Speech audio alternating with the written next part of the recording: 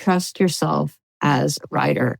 Just trust yourself as a writer. Even if you don't know what that means, trust who you are, the writing skills that you have.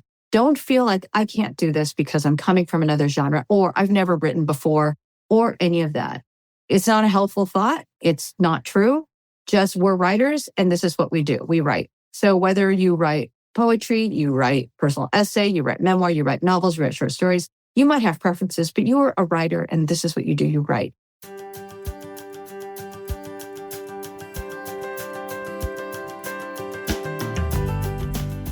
Welcome to The Whole Writer, a place where we talk about what it means to show up as someone who's grounded in their voice, in their community, and in their creative path, even when the world tells them to hustle, compare, or conform.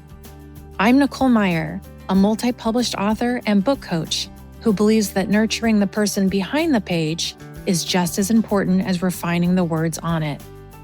In each episode, we'll explore the terrain of writing life with honesty, warmth, and practical wisdom, creating space for you to write from a place of wholeness rather than depletion. Whether you're drafting your first manuscript or publishing your fifth book, you'll find conversation and companionship for the journey here. So settle in, bring your questions and your curiosity, and let's discover together what it means to write and live with authenticity and purpose. Welcome, writers. Welcome on in. I'm so happy to have you here today. We are with a very special guest, Darien Hsu Gee. And before we jump into all things writing and publishing and living the life of a creative, I would love to introduce her formally by reading her bio. So Darien Hsu Gee is the author of internationally published novels with Penguin Random House and an award-winning writer whose work spans fiction, nonfiction, and poetry. Her honors include a Poetry Society of America Chapbook Fellowship, a Hawaii Book Publishers Association Award, and 2 Independent Publisher Book Awards. Gee's current project for Bloomsbury's Object Lessons series examines the cultural and personal significance of the fortune cookie. Darien teaches microprose through her Substacks, Writer-ish, where she focuses on craft, clarity, and the possibilities of short-form writing, and Drafts, Deals, and Detours, where she shares how she built a literary life by refusing to stay in one lane.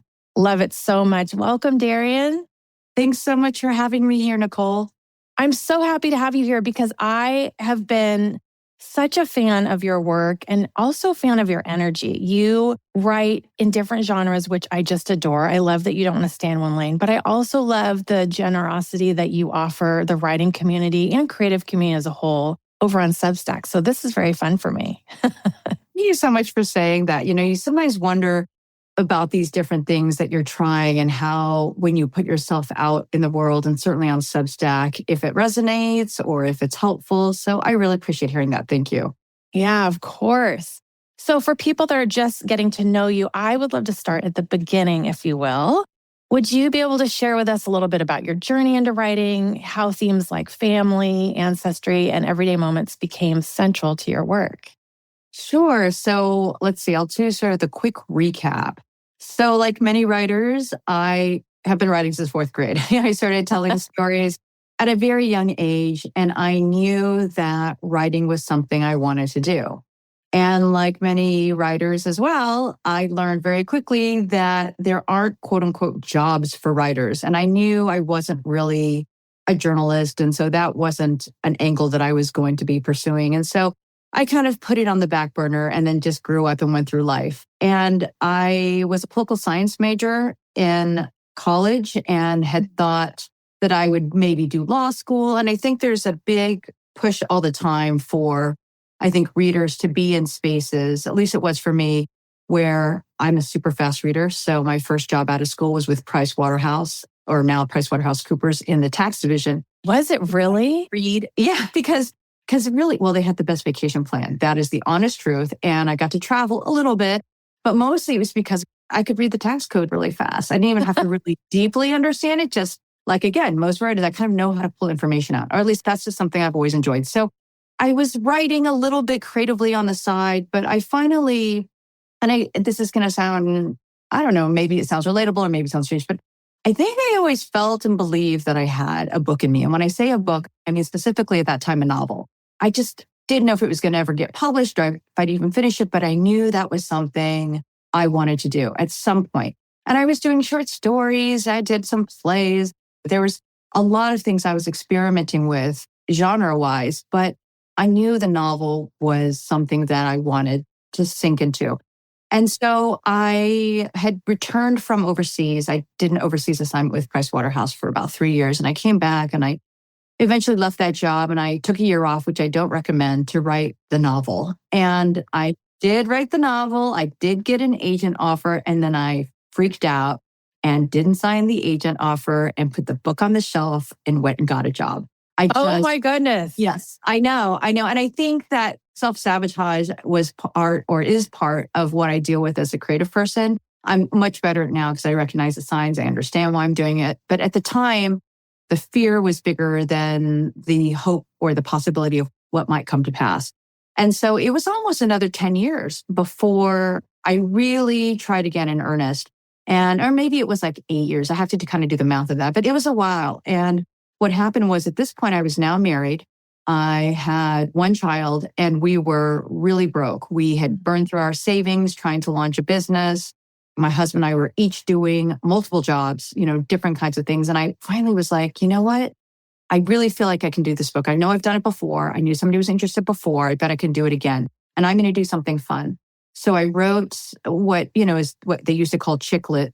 Yes. I did that. I did get an agent for that. And that was my first book that went out. And it published in 2007. It's called Good Things.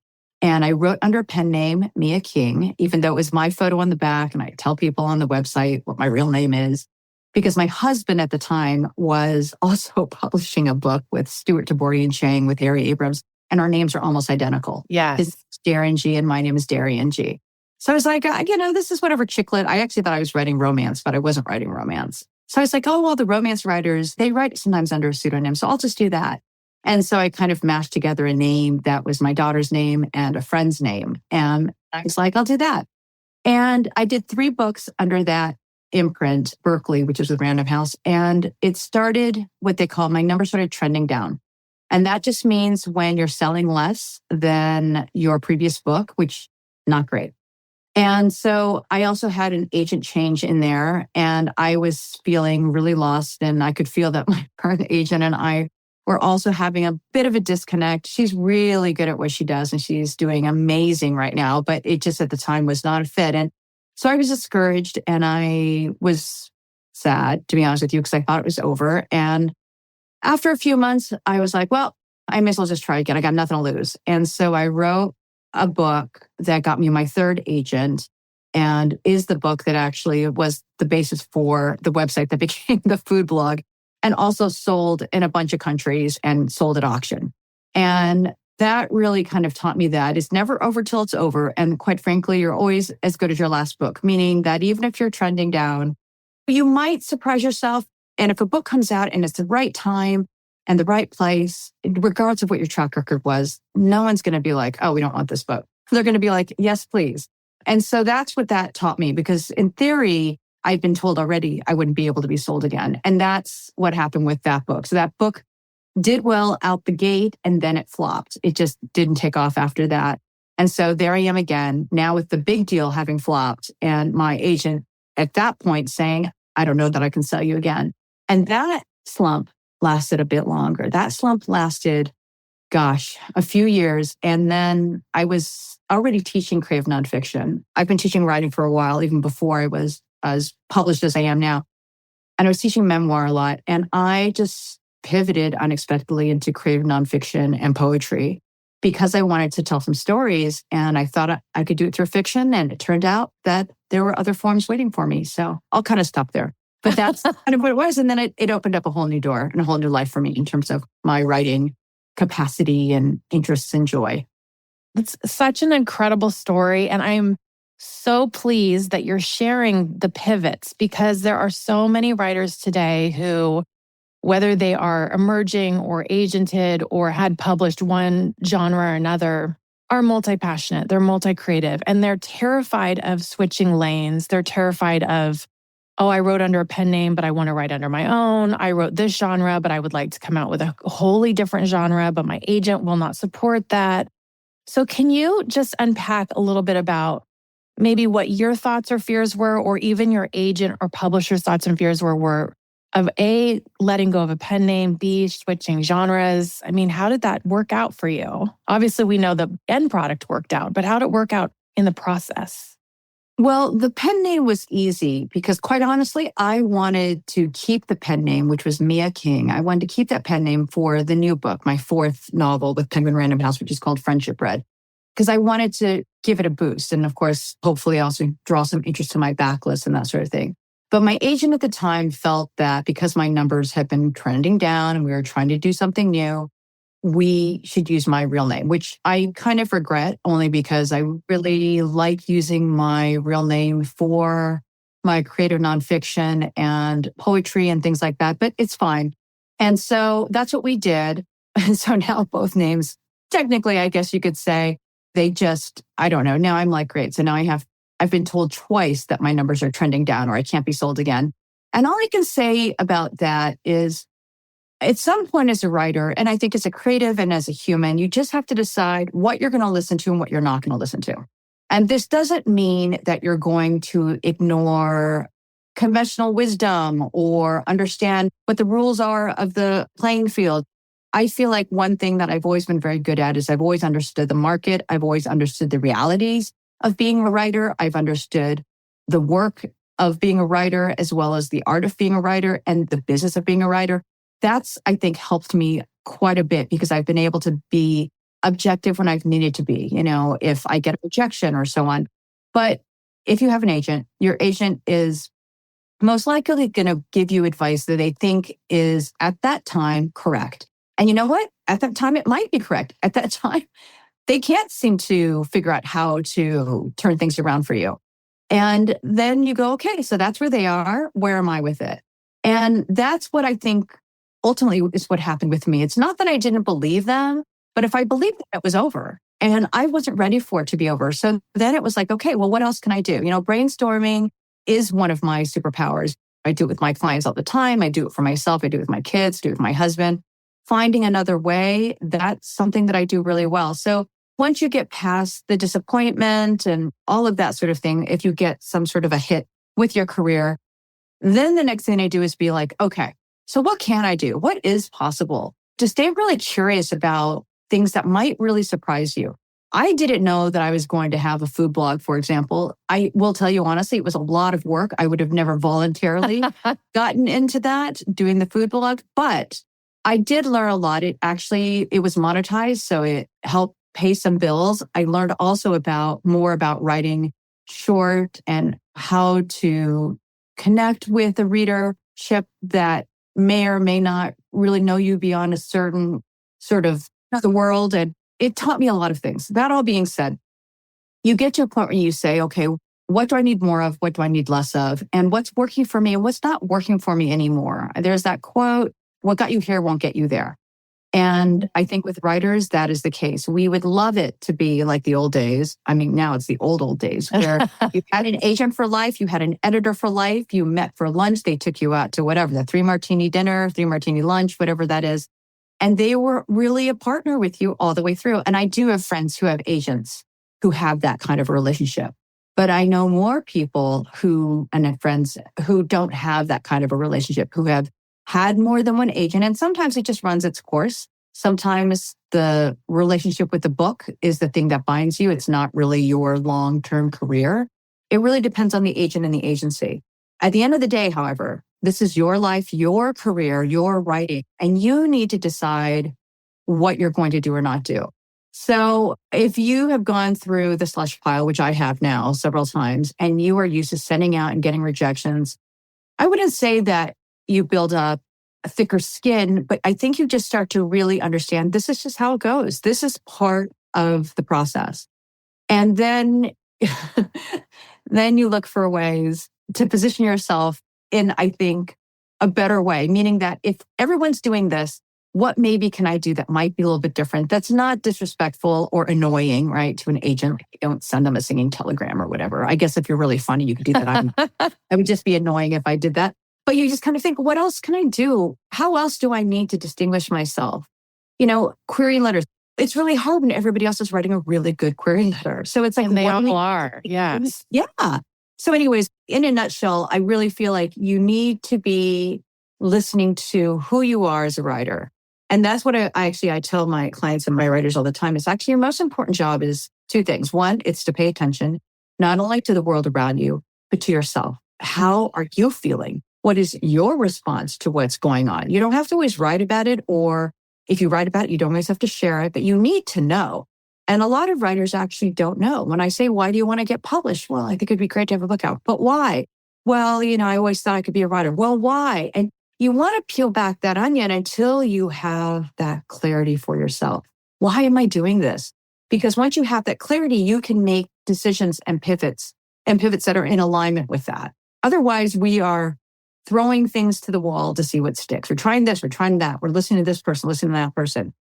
So it really comes down to being able to hear for yourself how you're feeling, what's going on. And also the truth is, I got lucky. I will say that. I think the key to being lucky is to being prepared so that when opportunity does knock, you're ready to go and walk through that door. But at the same time, there's lots of good writers who don't get published and lots of not so great writing that does get published. Oh my gosh. So many good truths there. Listeners, if I were you, I would be hitting that rewind button and listen to that whole truth nugget again and again. I mean, really, you have to be aligned. You have to listen to yourself. You have to know why you're doing it. We all can say, oh, sure, yeah. But I mean, really, to sit with those questions. And those questions evolve over different seasons of our lives. Yeah, they do. And the other thing is that I think the reason we don't sit with it is because we're actually scared. We don't really want to either know the answer, or we're scared the answer may not be what we want. And we're so used to living in society or maybe with your day job where having a goal and having an outcome and going is we know how to do that. We actually know how to do that. We actually know how to organize ourselves for that. And it feels good on the surface level to be quote unquote doing something.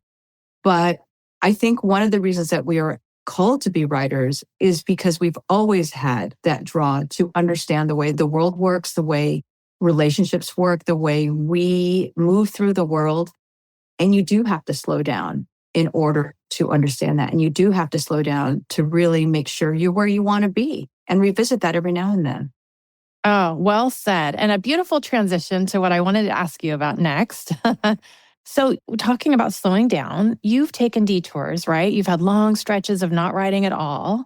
So how, looking back, reflecting, how do you now understand those pauses as part of becoming the writer who you are? Well, I think intellectually, many of us know that it's important to take these pauses, that a fallow period does not mean that it's over. It doesn't mean that the well has run dry. It might feel that way, but there are lots of different reasons as to why we just stop writing for a while or for a long time or, maybe forever. A lot of it, I think, is going to, again, go back to your why. Why are you writing in the first place? If you don't know why you're writing in the first place, and even if you have books out in the world, you are not going to be satisfied. It is not going to fill your cup. It's not going to be enough. Something is still going to be missing. And so knowing that why enables you to, I think, keep doing what you love. When I see really good writers who have hit the wall and they literally stop and they're like, I'm done, I'm giving up. And a lot of it, I think, has to do again with what is it that they were hoping was going to happen, or what is it they wanted to have happen, and what did happen, and what's happening in that gap. And what does that mean? The gap is not a bad thing. The gap is the opportunity. It's like gazing into whatever, that place that we're trying to have more understanding of. But the gap is really useful.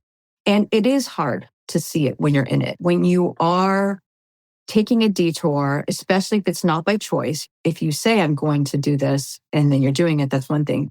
If you don't want to have to do something and your agent's like, I'm sorry, I can't sell you. I'm sorry, you have to put this book away. This book, we've tried to sell it. Nobody wants it. It's a good book, but just start on your next book. And so you don't want to give it up, but you feel like you have to. Or like I said, if you feel like the well has run dry, That's really hard. And if you're having grief about it, I think you need to acknowledge it. We need to say, wow, I'm really not just disappointed. I'm grieving that. I'm really sad about that. It's making me question things about what I thought were true. And that's the lesson, because were you thinking, for example, or myself, that publishing was going to prove something in a way that you writing it isn't? And again, there's no right or wrong. Any of your answers are fine. Even if you're like, I want to write to make $1 million. Why? Because I've always been whatever. Whatever your answer is, actually, there's no right or wrong with the answer. The only thing is it true? And is it true for you? And I do think that we tend to create in a vacuum as writers, again, because we know and we live in a society that does push us to have those kinds of constraints. And I do teach constraints with microprose as well as a framework. But at the end of the day, when people say to me, do I have to write this way? I go, what I'm thinking is, you're an adult, you're a writer. Of course you can do whatever you want. This is just one way to learn this form, and a way that I teach it, where I've had great success and writers have had great success. But of course, if you either don't like it or it doesn't work for you, then try something different. I mean, who's setting the rules here?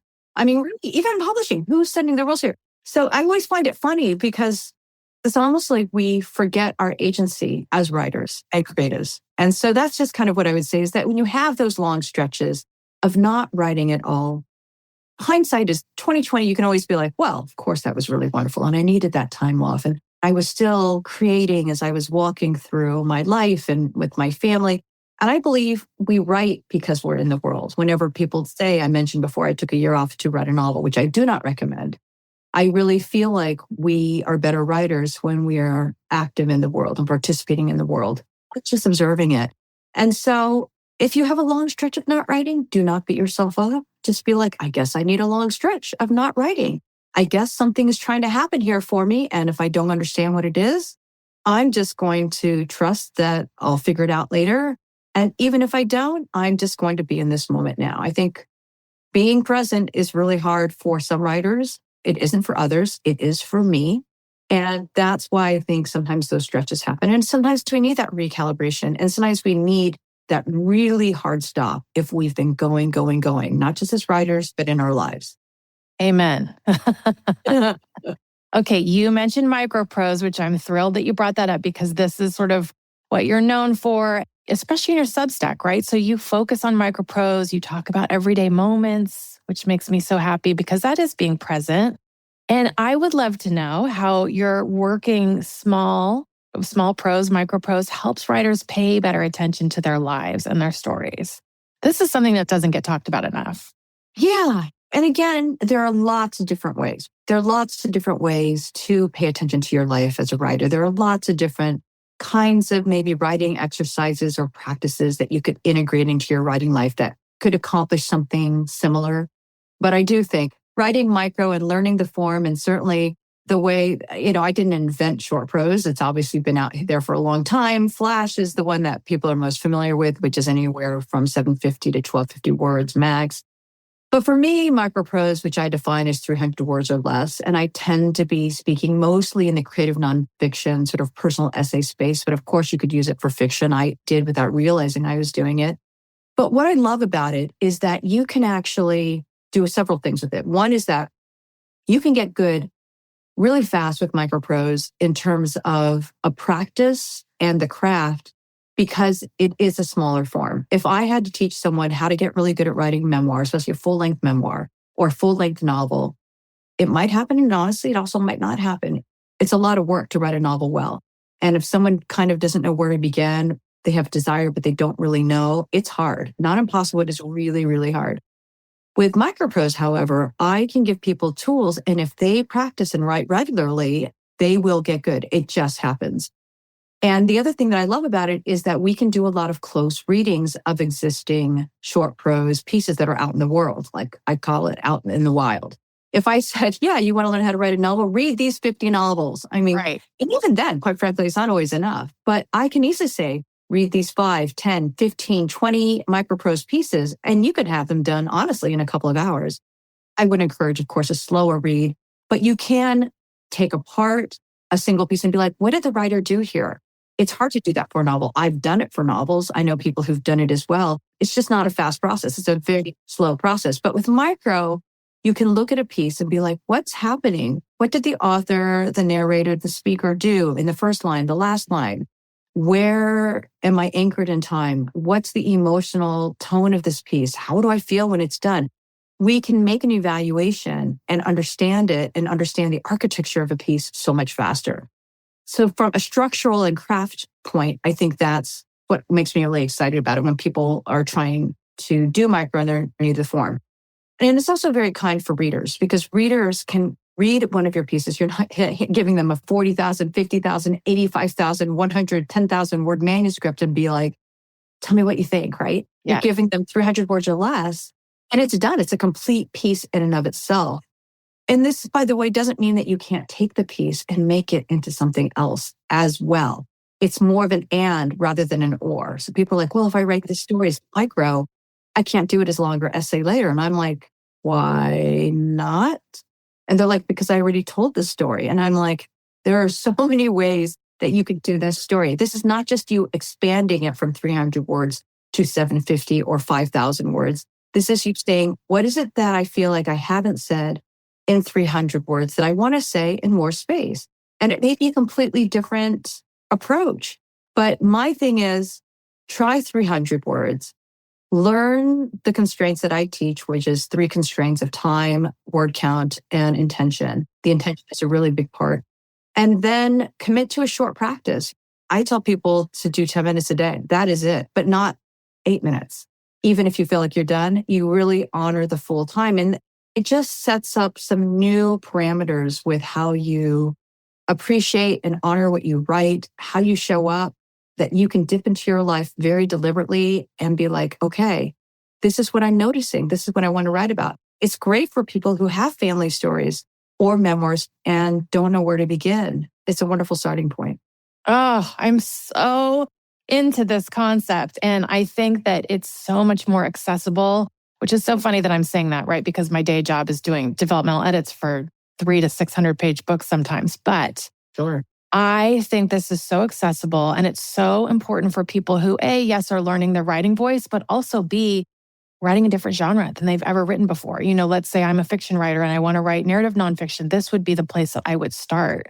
I would start with microprose. So you have people that come to you, they're flocking to your Substack. I'm sure they're coming into your workshops, but let's share with everyone because they're probably on the edge of their seat wanting to know how they can work with you.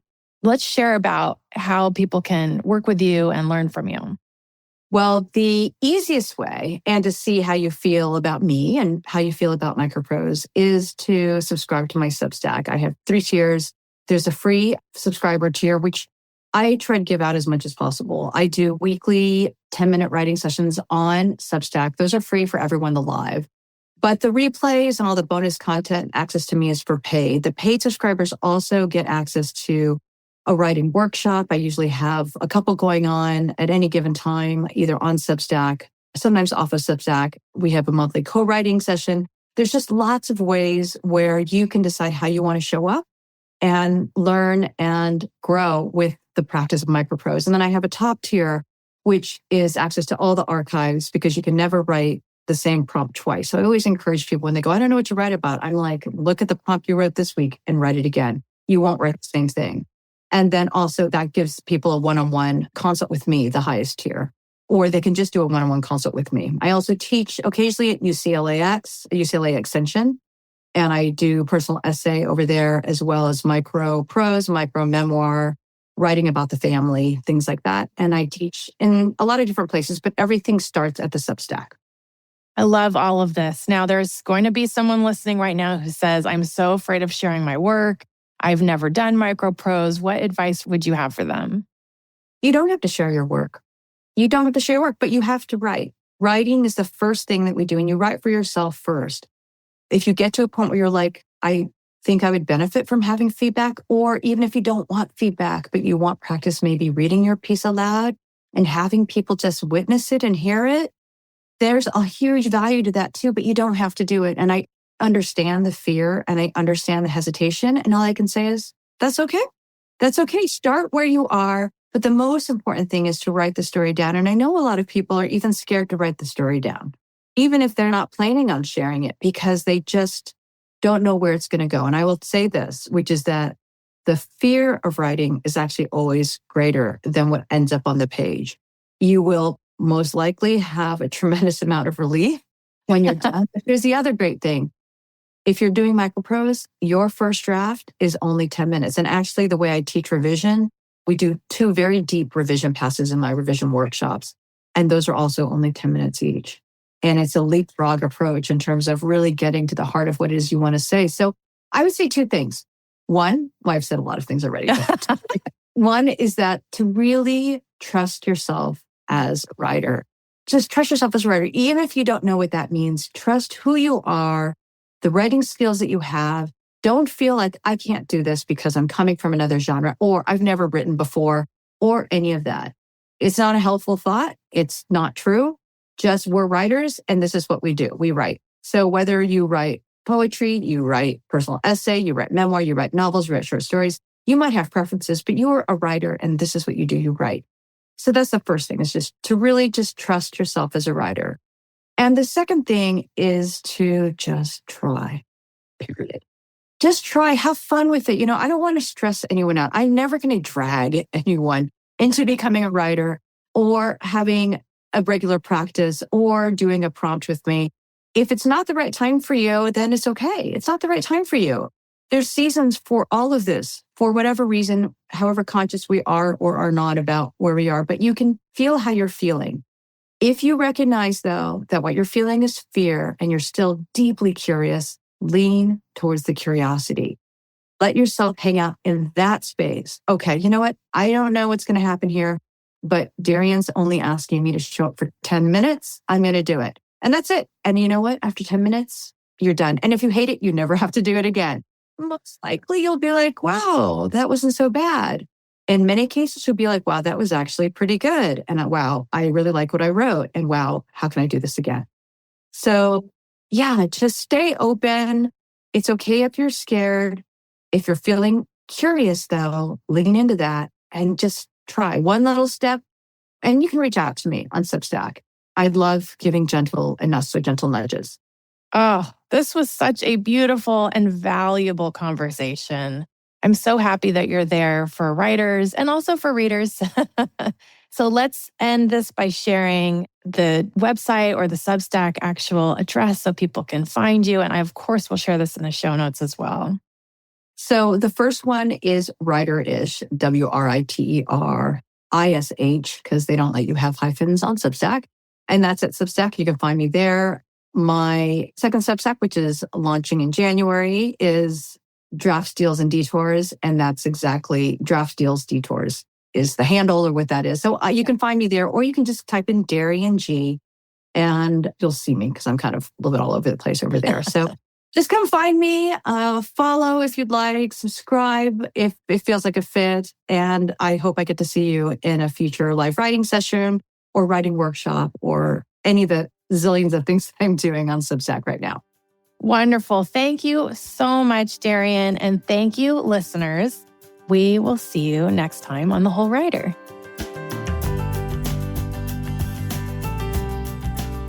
If you want to check out my coaching programs for fiction writers, visit NicoleMeier.com. That's MEIER. And if you like this episode, I'd love you to take a minute to leave a rating and review for this podcast. This will help more writers like you to discover the show and to get going on their writing journey. Thanks so much for listening. Until next time, happy writing, everyone.